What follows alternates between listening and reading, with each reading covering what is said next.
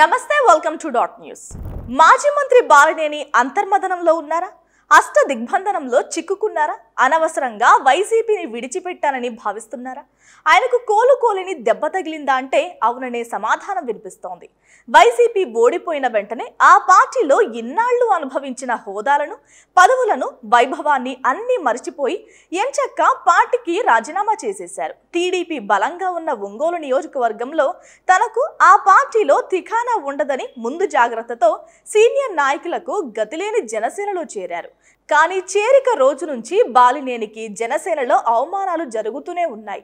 కానీ వీటన్నిటికంటే తాజా పరిణామం ఆయన రాజకీయ భవిష్యత్ను అష్టదిగ్బంధనం చేసిందనే టాక్ వినిపిస్తోంది.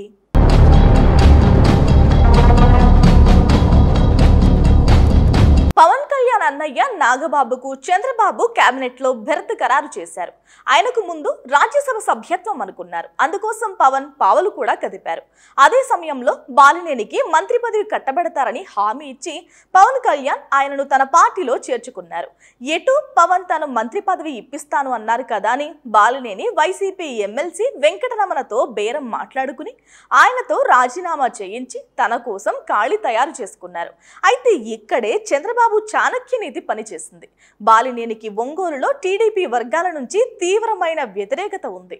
ఆయనకు మంత్రి పదవి ఇస్తే వారంతా ఊరుకుంటారా? చంద్రబాబుకు ఈ లెక్కలు తెలుసు. అందుకే చక్రం తిప్పారు.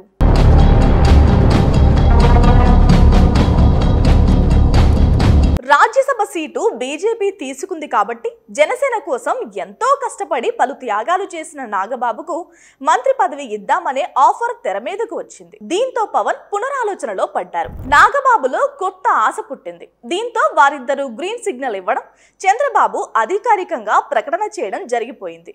నీరు గారిపోవడం బాలినేని శ్రీనివాసరెడ్డి వంత అయ్యింది. తిరిగి వైసీపీలోకి రాలేక జనసేనలో కొనసాగలేక సతమతమవుతున్నారు బాలినేని. మొత్తానికి అయితే ఆయన అష్టదిగ్బంధంలో చిక్కుకున్నారంటున్నారు పొలిటికల్ అనలిస్టులు. మరి ఎలా బయటపడతారో చూడాలి.